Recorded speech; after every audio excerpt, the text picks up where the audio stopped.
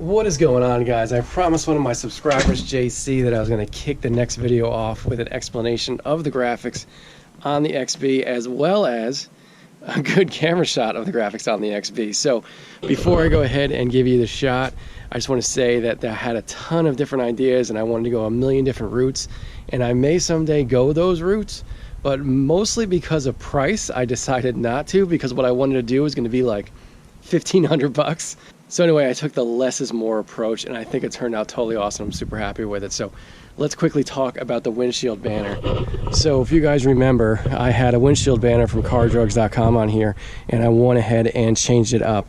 I wanted something that represented the car a little bit more, and what we got here is a nice black strip going across the entire length of the windshield, and then we have the word Toyota in Japanese characters up on the top. I think this looks awesome. I love the way that the vinyl is on here and it doesn't like drip down like it used to on the other side. It takes actually a lot of work to make it a solid banner straight across like that. The guys at A&G Graphics, I gotta give them a huge shout out.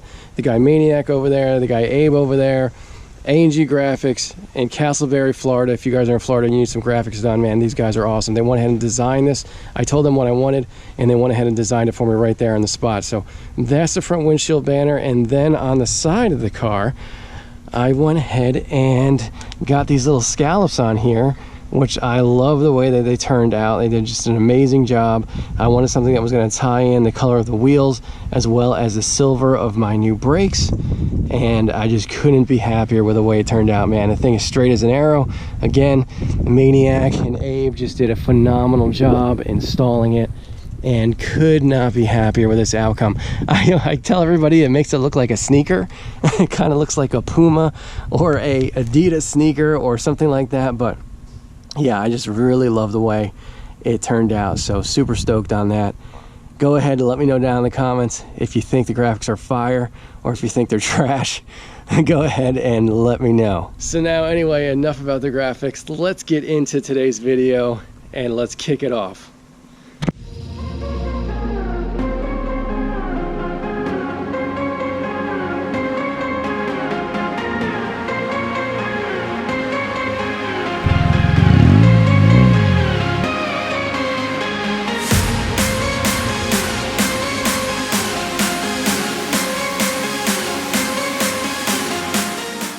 What is going on, guys? Welcome to Extreme Daily Drivers. We are always balling on a budget and wrenching in the garage. It is another Toaster Tuesday. Thanks for stopping by the garage. Today we're going to work on camber for the front end of the XB. So I know what you're already saying to yourself, what is camber? Why do I need it? Well, you don't need it unless you're running some aftermarket wheels and tires like I am, or unless you want some sort of edge when you're actually driving your car, because a little bit of negative camber can actually increase turn-in and make the car more responsive. So that's the reason I'm doing it today. I want to A, stop rubbing in the front, and B, I want better turn-in and more responsive car.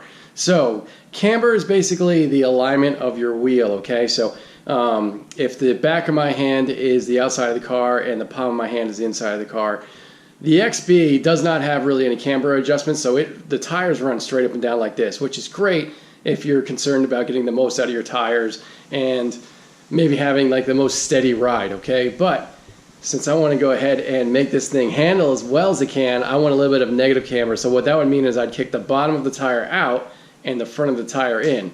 So again, that is going to go ahead and help me clear when I'm going over bumps, so I'm no longer rubbing on the fenders, as well as give me an increased tire patch when I'm turning in.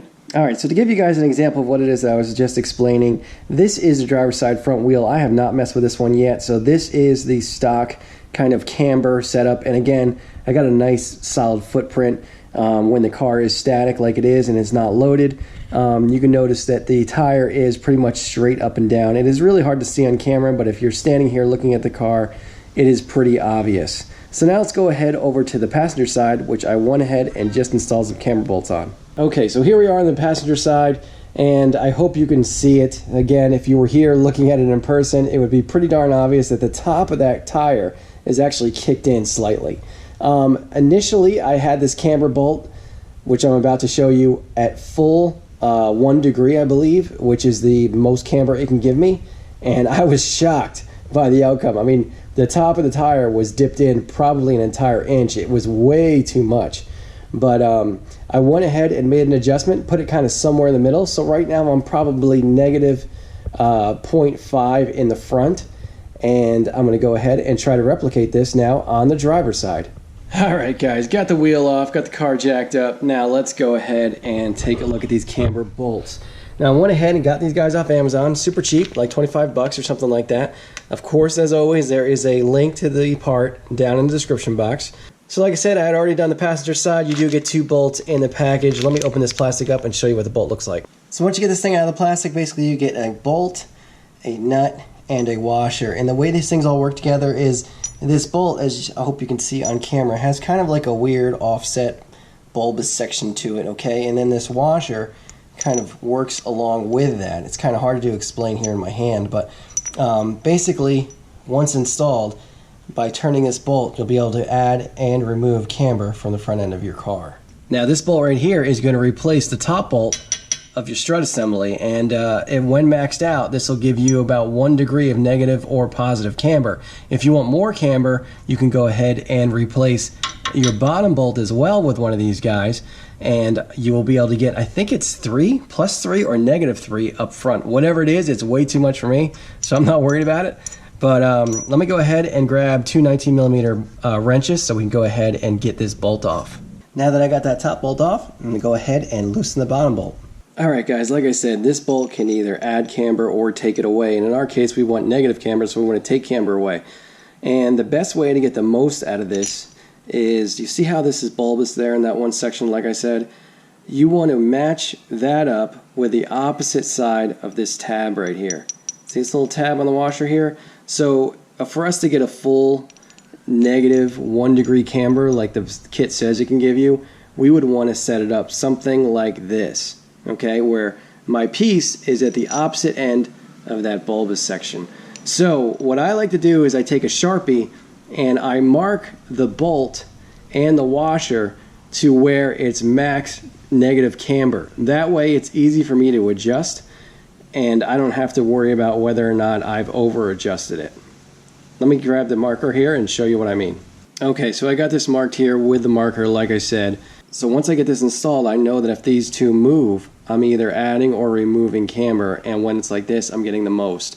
So it's just easy once you get the thing installed to kind of know where you are and know where you want to be. So let me go ahead and install this thing so you get a better idea of what I'm talking about.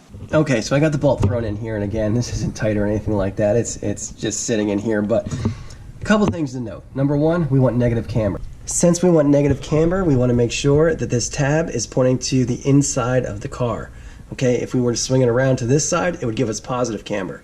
So step number one is make sure that tab is pointing on the inside of the car. Now you can really get a good picture here of my lined up markings. Again, this is full 1 degree negative camber. This is as much as you can get out of just removing this top bolt and replacing it with the camber kit. I don't want a full degree, I want half of one. So I like to line it up here like this, get this kind of snugged in, and then make my adjustment. So let me go ahead and tighten these bolts to where they're just snug.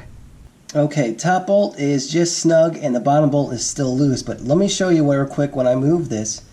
I hope you can see the hub. It's moving in and out, or up and down it may look like, just with these little changes that I'm making here by turning this nut.